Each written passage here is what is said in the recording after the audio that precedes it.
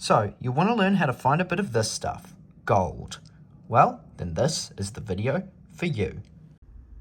We are the sluices, and between us we have over 20 years of gold prospecting here in New Zealand and have even unearthed nuggets larger than an ounce.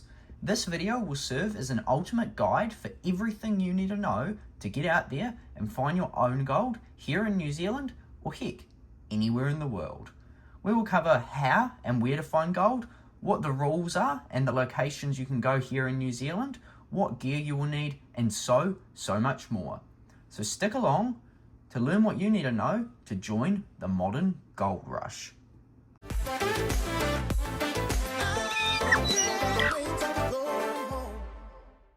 So, this video is going to be spread into 8 separate sections. Feel free to skip to whichever section you need or re-watch bits you're unsure about. So the first section of this video is going to be where you can find gold in New Zealand, followed by equipment you will need, where you can get gear from, where you're allowed to go, the methods of prospecting you can use, basic prospecting skills you'll need, where to find gold on a river, and finally, most exciting, at least for those here in New Zealand, the best fossicking areas to try. Section 1. Where you can find gold in New Zealand. So this section I'm talking more about the regions and areas where gold is found in New Zealand, not so much very specific spots. So, for those of you who don't know, New Zealand is one of the most geologically active areas on the planet. Our Southern Alps are actually the fastest growing mountain range in the entire world. Now what that means is most of our gold is very new in the grand scheme of the geological history of the planet. Most of our gold has been recently formed, and so that means it's quite isolated to set areas of the country, namely the South Island. North Islanders, you're probably out of luck, unfortunately, but the areas that do have gold in New Zealand will start from north to south. So there's the Coromandel, which is in the North Island. However, most of the gold here is related to apherious quartz reefs. There's very little actual alluvial gold you can hand prospect in the streams and creeks, and unfortunately no public areas or even private claims you're allowed to go on. So there is gold there, but you're out of luck. The rest of the North Island is more or less barren of any known gold, other than a few microscopic pockets that were briefly mined around the Wellington region. Now we get to the South Island. The main 2 goldfields I'm sure you've all heard of are the West Coast and Otago, both of which are absolutely loaded with gold, have been subject to 2 of the biggest gold rushes in the world's history, and are covered in areas you can go and try. There's also substantial gold deposits in the Tasman, Southland and Marlborough. The only region in the South Island that doesn't really have any gold is Canterbury, outside of teeny isolated pockets. So your best bet is going to be Tasman and West Coast. They're both absolutely full of gold. Otago is also full of gold. Dunedin, one of the New Zealand's largest cities, was actually founded almost entirely on gold. Southland has a few pockets, and Marlborough has a few pockets. So as a whole, where you can find New Zealand is the west coast of the South Island and Otago of the South Island, with a few places in Tasman and little speckles elsewhere. Now we're on to section 2, the equipment you will need. Now this is a little bit complex because it depends on the type of prospecting you want to do, which we will cover later in the video. However, the equipment you're definitely going to need for any sort of prospecting is a gold pan. At the end of the day, as you may have seen on TV, no matter how large the operation, it always ends up in a gold pan. So this is one of the single most important things you can get your hand on. Make sure you get 1, 2, even 3 or 4 gold pans. You won't regret it. Next, you're going to need a snuffer bottle or something to suck up or store any small gold you may find. The reality is, most gold people find isn't going to be huge nuggets. It's going to be small, teeny specks and flakes. So you're going to want a snuffer bottle or something to store it. Now, from here on, it really depends on the type of prospecting you need. Those are the only 2 essential items. You're also going to want a shovel to shovel any gravel or material where you're going. You may want a bucket and a classifier, so a bucket to store and transport gravel, and a classifier to sift out your rocks. Obviously, if you find any massive nuggets, you're going to be able to see them. So you want a classifier to separate the small gravels and pebbles, which the gold will be in with, from the larger rocks. Other equipment, a sluice box. This is an essential item in any hobbyist prospector's arsenal. It allows you to process way more material than if you were just panning. Namely, as you know, our YouTube channel's called the sluices. It's our favourite way of prospecting. Some other equipment you may want is a metal detector.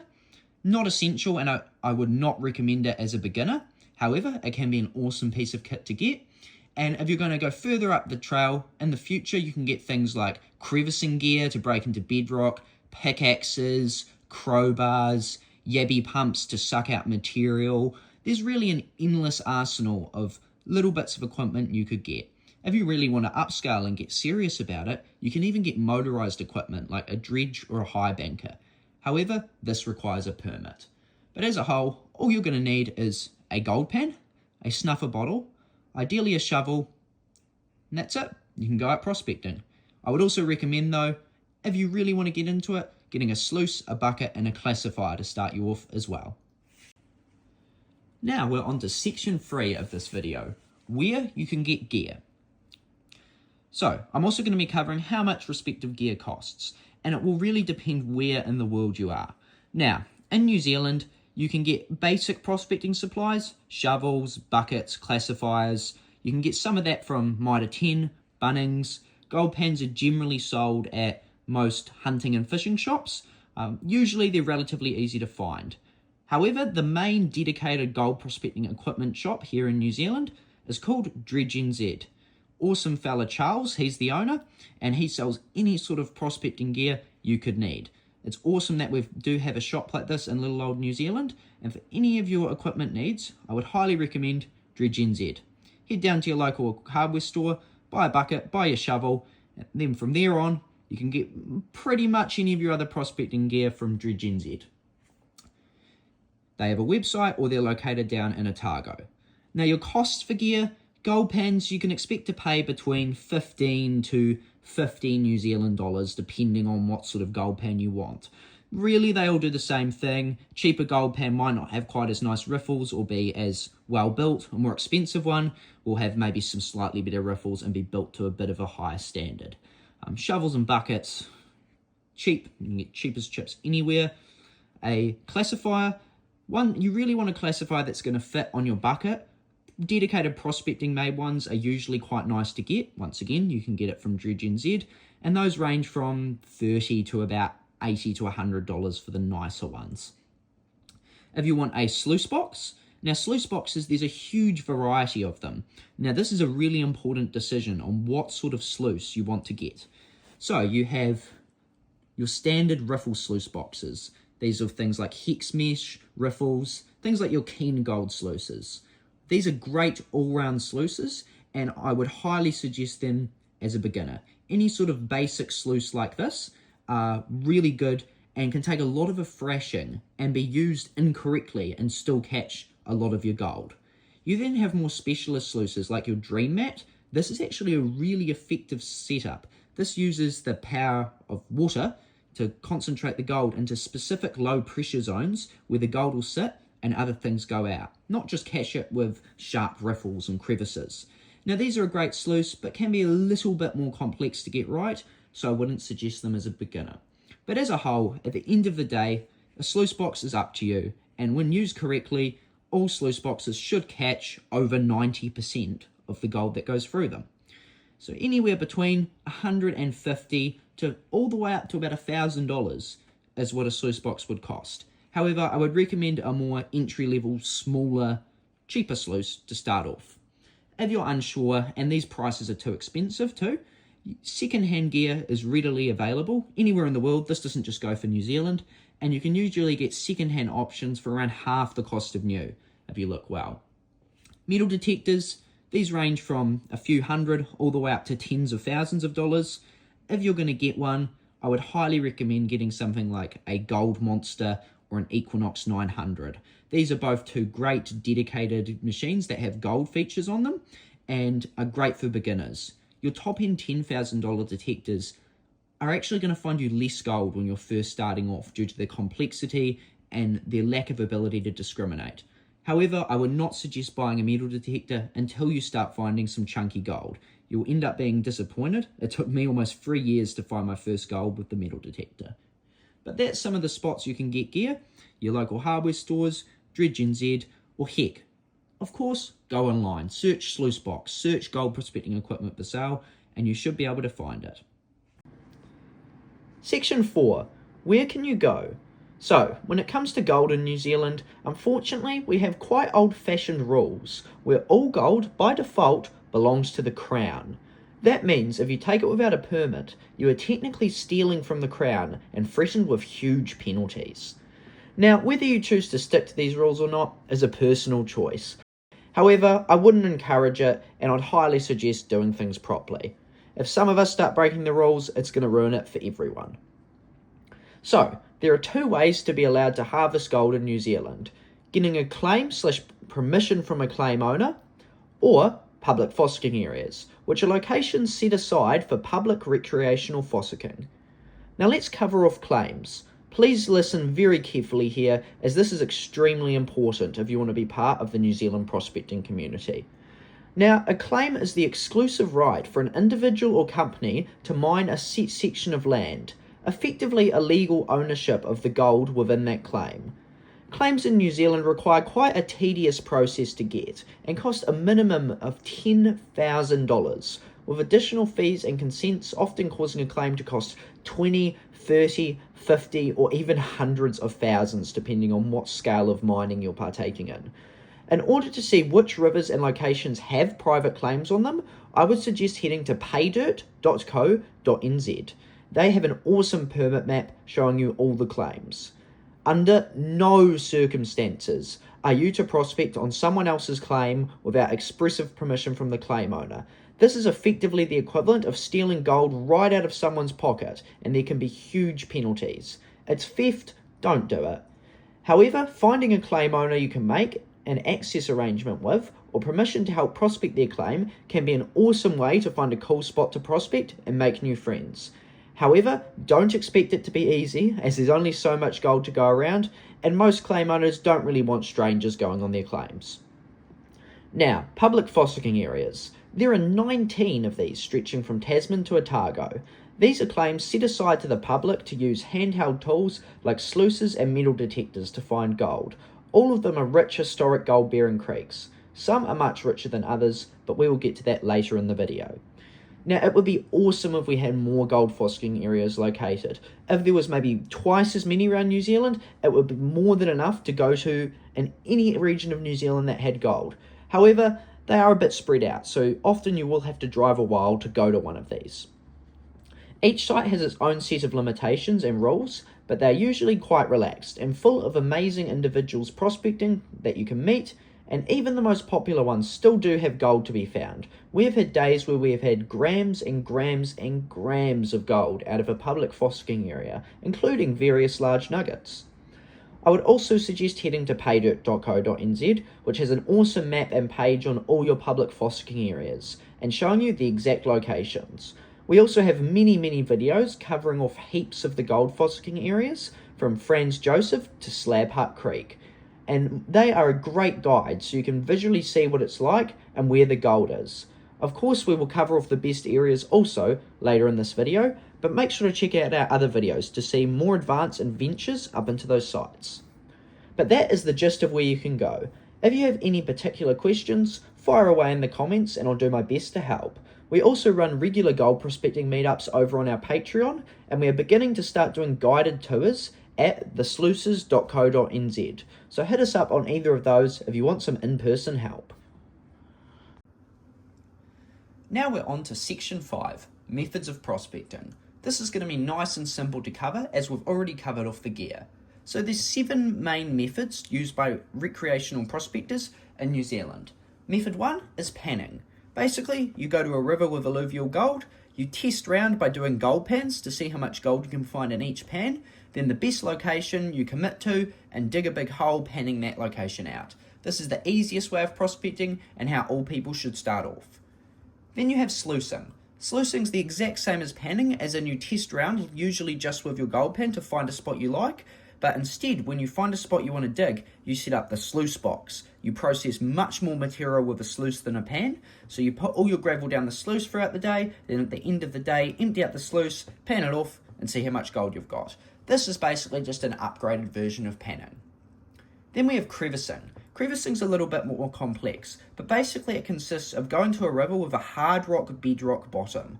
Now this is in all rivers, but usually most rivers in mountainous areas will have bedrock bottom. It consists of going to a river with a bedrock bottom and finding crevices and cracks in the bedrock where gold, as it's the heaviest object, gold's 20 times heavier than water, will sink down and get stuck in. Gold always works its way to the lowest point of the river. Then you use tools like crowbars and pickaxes to break open and clean out those crevices and see how much gold you can get. This is more about quality, not quantity, and can be very lucrative or can be a total bust.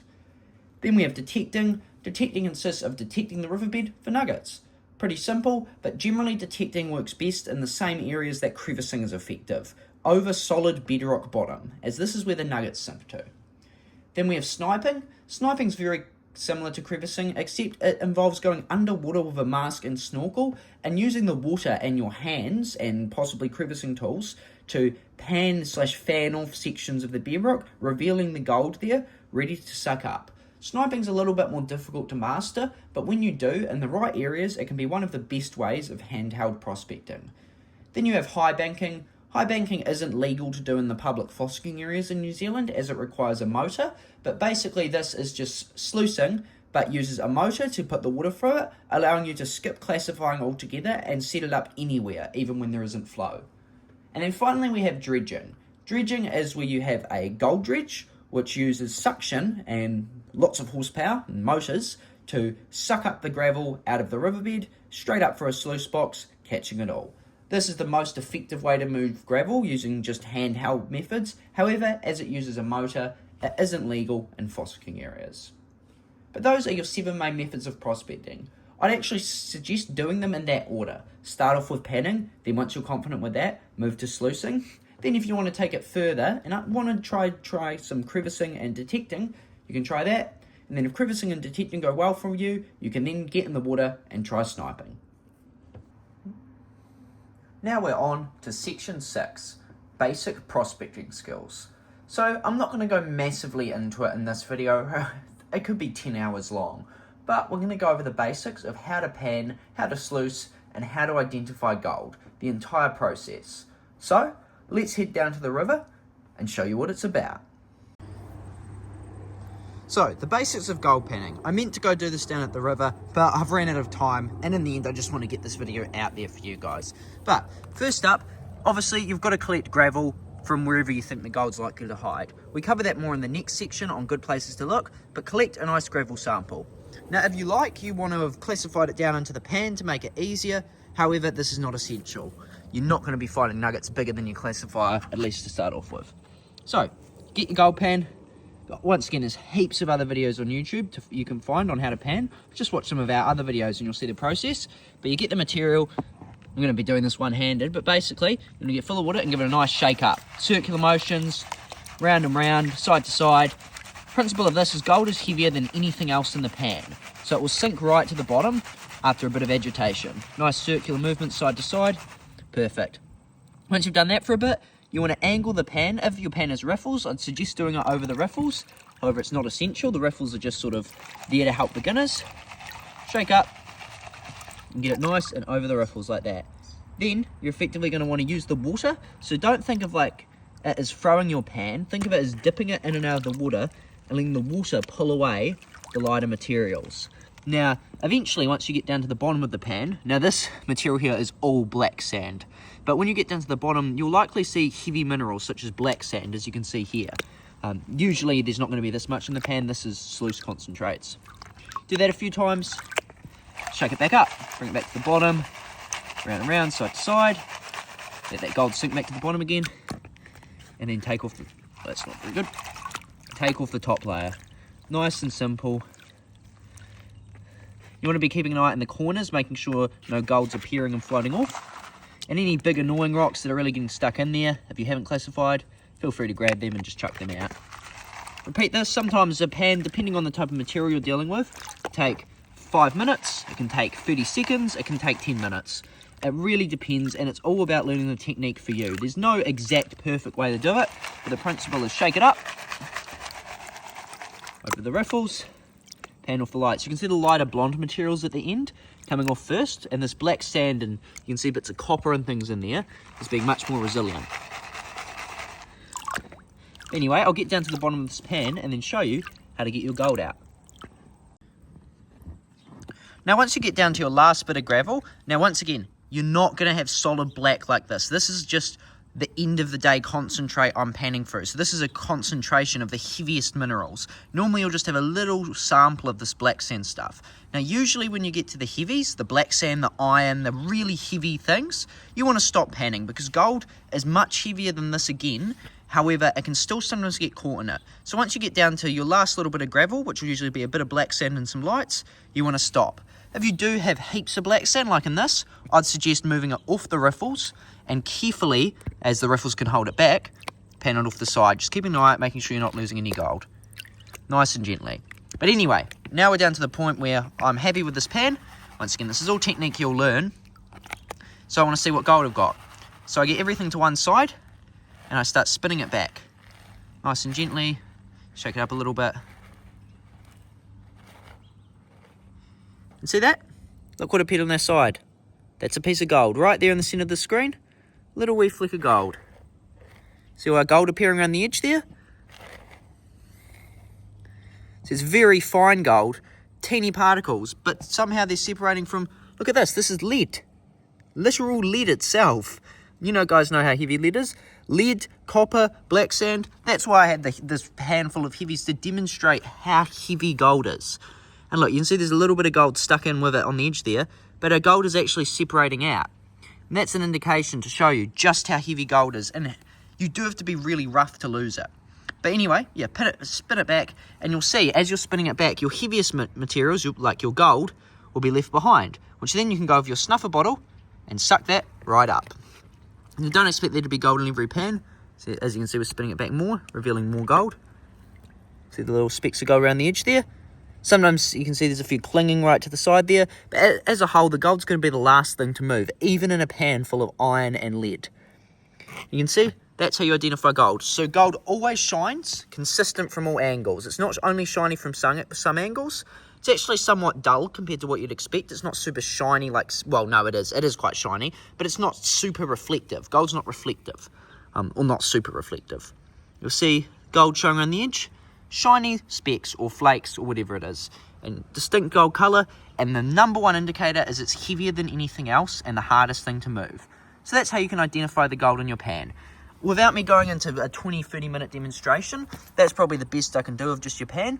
But fill up your pan, classify if you can, pan it down with the method I showed you, get down probably less gravel like this, maybe only a quarter of this. This is a lot of gravel. And then spin it back, and hopefully you've got your gold. Now, onto sluicing. So, I don't have a river to demonstrate, but this is an example of a big, keen gold sluice. These are about as big as sluices get handheld. I wouldn't suggest getting one this massive to start off, but basically you want it set up in the river. Now, this is the absolute maximum angle you would ever have a sluice on. Realistically, you don't want it quite that steep. You want probably about between a 6 to 9 degree angle. Even there, that's still pretty steep. Realistically, you're going to want it probably about an angle like that. Nice 6, 7, 8, 9 degree angle. It really depends on the flow. Now, you want to set up your sluice ideally as near to where you're digging as possible. So if you've had good test pans and good gold showing, then you want to set up the sluice near to where you're digging. Now, the key is a slight angle downstream. You want the sluice completely level. So obviously, this is on concrete, but side's completely flat, level all the way along. Slight angle downwards. You don't want it leaning side to side. Now, you want the water flow.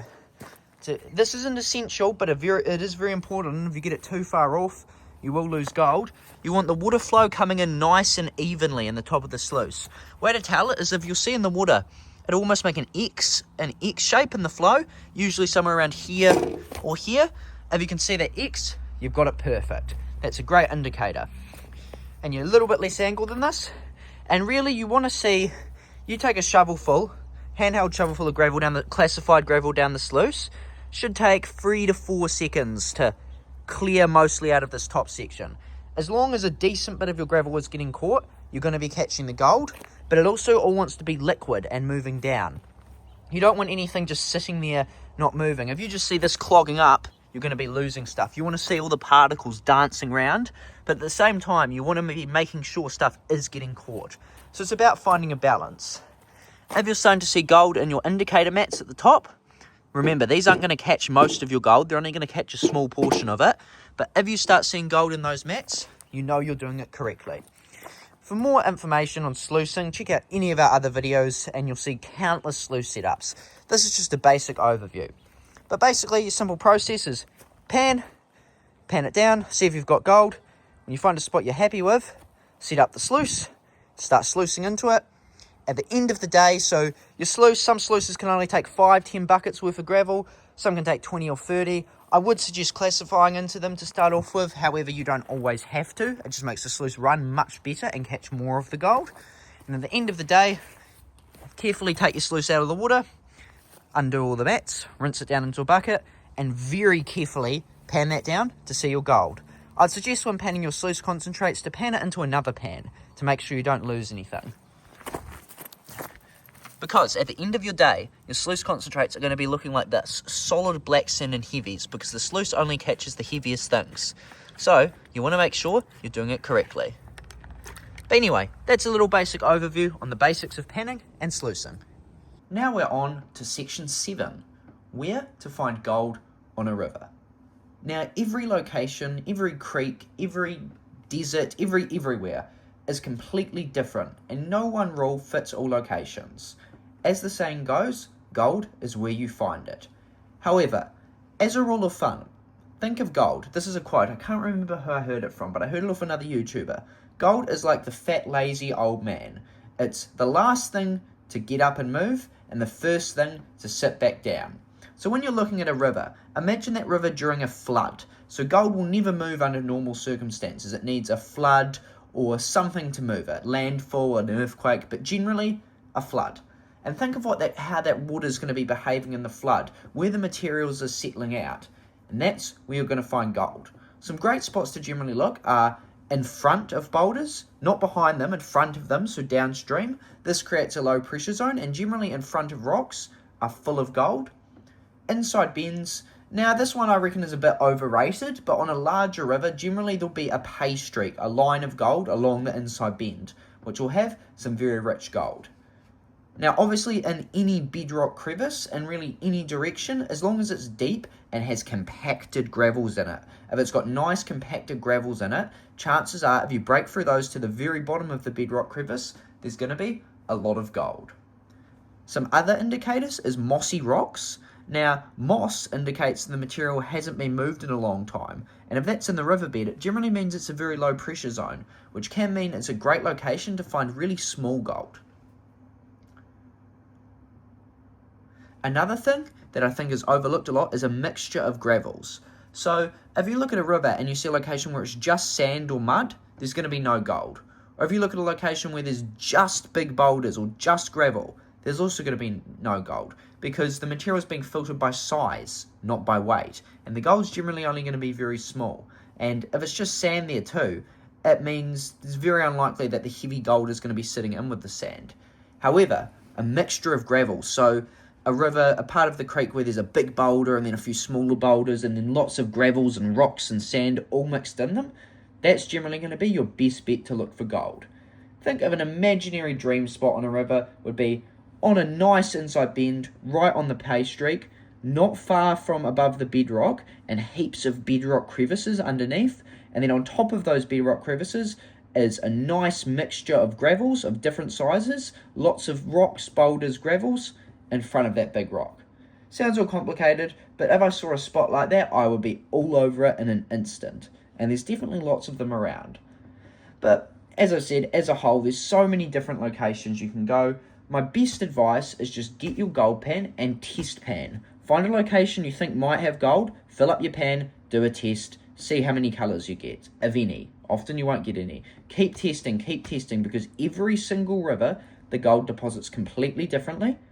The river one valley over from another can deposit the gold differently and have different types of gold, right? and you just keep testing until you know the area, until you know what spots have the best gold. Test panning doesn't work in every river, but it works in most of them, and that's my number one piece of advice for finding gold, is just test pan, test pan, test pan. Drop a gold pan, see what you get. Drop a gold pan, see what you get. Those indicators I mentioned are purely indicators. They're great places to look to start off with, but if you're not having any luck, heck, try in the dead middle of the river. That can sometimes be the best spot. Try up out on the bank. That can be a great spot too. And now finally, the part of the video you've all been waiting for. Section 8, the best fossicking areas in New Zealand. Now, as we've covered, there's 19 gold fossicking areas in New Zealand, all the way up from Ariri in the north to Gabriel's Gully in the south. So New Zealand has 5 gold fossicking areas in Otago. It has, I believe, 4 in Tasman, and then around about 10 on the west coast. So we're going to be covering these off. Ariri. Ariri is an awesome area, but it is very isolated, far from many people. So not many people go there. We've personally only been there a couple of times. Now, generally, most of the fossicking area is a very large river. There is gold to be found all through it. However, it's generally not in exorbitant quantities. However, I've seen some incredibly good hauls come out of Ariri. I wouldn't say it's the number one spot for a beginner, as the river can be quite hard to read. I had some friends there personally that went there with all the prospecting gear. They thought they'd done all their research, and they failed to find a single speck of gold. It's a great spot, but I wouldn't put it as number one on my list as a beginner. Then you have Lewis and New Creek. Now there's 2 fossicking areas on different sections of Lewis Creek, and then there's one on New Creek. Now, New Creek, we don't have too much experience in. We've found quite a bit of gold there, but it's very patchy. Up at Lewis Creek has been hammered to death. Some people worked up there full time. Some massive nuggets have come out of there, but it's also very patchy because so much of it has been mined out. However, Lower Lewis Creek, I would highly recommend for beginners. There's often heaps of people there. You might find another prospector willing to help you out, and generally you can find little flakes of gold all through Lower Lewis Creek. That was actually the first fossicking area we ever found any sort of substantial gold in. Then, heading further south, you have Lyell Creek. Lyell Creek is an excellent site. I've heard people talk rubbish about it, but it was one of the richest creeks in New Zealand history, and there is gold in everything. You can get a lot of gold from panning the moss, a lot of gold from crevicing, a lot of gold from detecting, a lot of gold from digging a big hole in the gravel bar. So Lyell is a great spot. However, it can be a little bit difficult to read and confusing. Wouldn't be my number one pick for beginners, but it would be up there. Stony and Britannia streams. This one's north of Westport. Now this fossicking area, from our experience of going there, it appears to mostly only have really fine sort of reef gold coming down from the Stamper battery. The gold's relatively easy to find in small quantities in the moss. However, when we've tried to dig larger holes there and sluice in the gravels, we generally never had the best luck. It's a cool spot, but I wouldn't recommend it for beginners. Then we have Slab Hut Creek. Slab Hut Creek is near Reefton. This is probably the most popular fossicking area. It would be between Slab Hut, Lewis, maybe the ones down in Queenstown actually due to tourists, but Slab Hut is definitely one of the most popular fossicking areas. Now, it's a reasonable sized creek, great for sluicing, not very good for detecting or crevicing. In fact, you can't really detect or crevice at all, but there is gold all up and down the river. The section alongside the campsite has been mined dozens and dozens, hundreds, probably thousands of times, and I still see people get gram-plus days out of it. So Slab Hut is an excellent spot to practice your prospecting, great for test panning, great for sluicing. I'd put it not quite number one, but very much up there as a beginner prospector for finding gold. Moonlight Creek is next. Moonlight Creek's one of my personal favourite areas, and one that, once again, a bit like Lyell, you can do everything. You can sluice in the overburden, you can crevice, you can detect, you can snipe. It's an excellent spot for sniping. Moonlight Creek has had some of New Zealand's largest nuggets, up to almost 100 ounces come out of it. So it definitely has potential, and I've personally found nuggets up to almost 5 grams at Moonlight Creek. However, you do have to walk away in if you want to get to the untouched detecting ground. But as a whole, it's just, Moonlight's an awesome site. I wouldn't put it too high on the beginners because there is still quite a steep learning curve to understanding Moonlight. It's not a confusing river, but the way the gold deposits isn't as straightforward as Slab Hut or some of the other sites.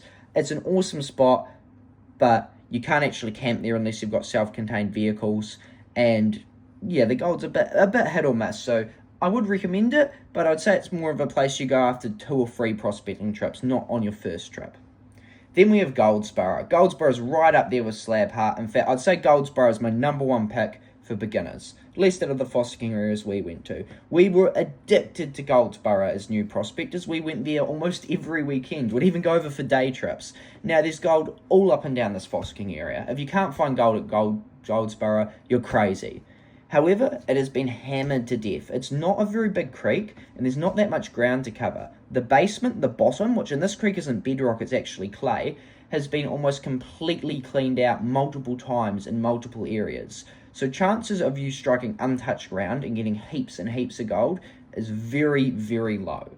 However, chances of getting 0.1 or 0.2 of a gram, which is quite a lot of gold to start off with, is very, very high. If you know what you're doing and test pan, it only takes a matter of time to find some good gold. I'd suggest walking 20 minutes up the track, dropping into an area where you can see the basement isn't too deep, finding a gravel bar you like the look of, and test until you get some good gold in the pan, and just dig a big hole, sluice it all out, and I guarantee you'll find at least some gold. Then we have Ross. It's really just a tourist attraction, that creek. We've struggled to find gold there. I've heard of people finding quite a bit, but it's very, very patchy. I've only been there once personally. I don't really have the experience to comment, but as it stands, I'd rank it the worst fossicking area in New Zealand. It's just, I didn't enjoy the creek at all. So many just tourists there from the gold centre panning, none of them finding a single thing, unfortunately. And it was just so patchy and difficult to find gold. Very little water flow. I wouldn't recommend it. Another one, I forgot this is about up by Moonlight Creek. You have Nelson Creek. Nelson Creek is once again a very patchy site. The gold is quite patchy. However, we've had quite good success at Nelson Creek. We've had a few multi-gram days there. We used to be one of our favourite fossicking areas. Now, these are probably the 2 smallest creeks, other than maybe Jones Creek, out of any fossicking area in New Zealand. Nelson creeks, which has 2 small creeks, not actually the main river, Nelson Creek. Now, at the Nelson Creek area, the creeks can actually dry up outright in summer, so you can't even prospect there half the time. But when you can, the gold's very patchy. A lot of pans, I'd say 80% of pans, you're going to get nothing. Or you might just get one little flake. But if you hit the right section, it's very concentrated because they're small rivers, you can get some nice chunky gold. It's not the most beginner-friendly spot, however, you will usually be able to find some gold even as a beginner, so I'd rank it maybe middle of the list. Then we've got Franz Josef. Now, Franz Josef, beautiful location, but it's not very fun prospecting.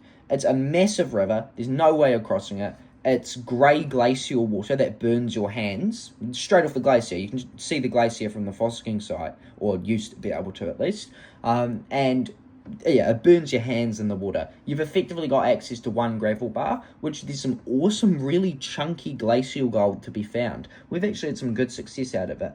However, it's pretty minor, the type of gold you're going to get. Just find one of the big rocks there and dig around it. You will find some gold, but you're not going to get a massive amount. It's more just for this fun of the visiting the spot. It's not really an awesome fossicking area. It's just sort of there for tourists. If that makes sense, it's not somewhere you could go prospect for a weekend. It's somewhere you'd prospect for half a day and then feel like you've completed the spot.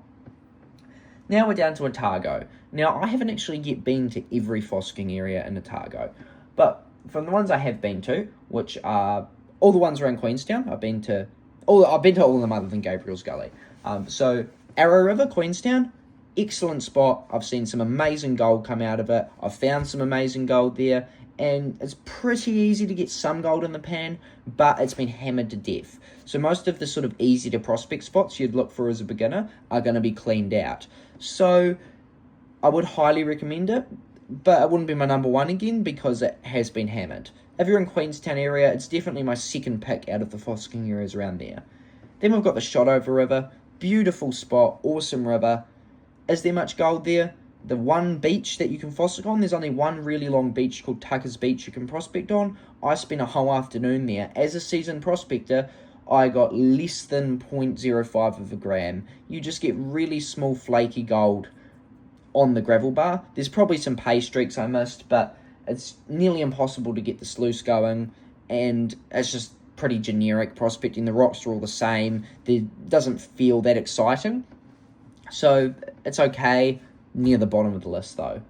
Then you have 5 Mile. 5 Mile is very difficult to traverse. There are a lot of waterfalls as soon as you head up into the creek, and the gold is very concentrated. Yes, you can find gold sluicing there. I've found a bit myself, but the best gold seems to be from sniping, crevicing, and detecting, in which you need to traverse those waterfalls and head further upstream. It would be probably my bottom pick out of the ones in Otago. It's a great wee site, but is it good for a beginner? No.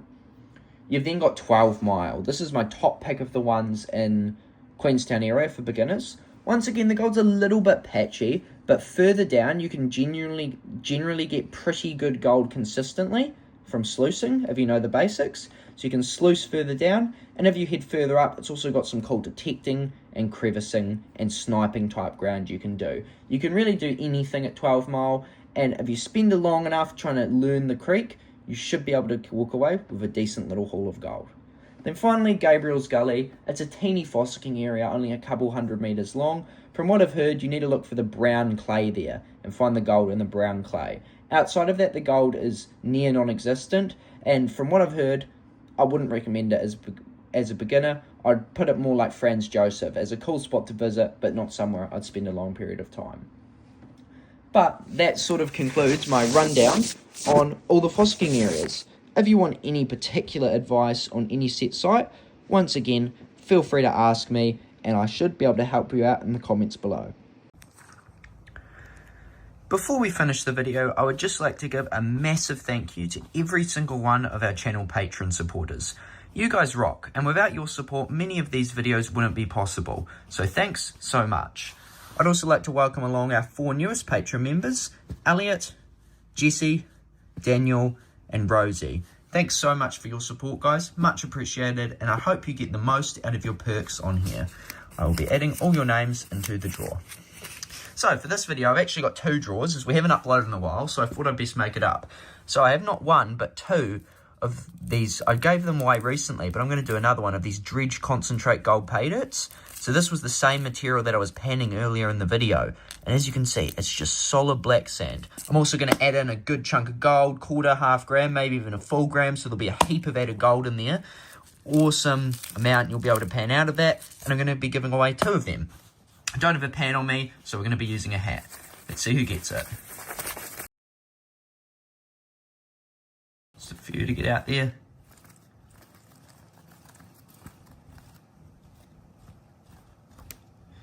Two names left. And we have a winner. CAPC Hughes, congratulations. You've won the first pay dirt. Chuck them back in.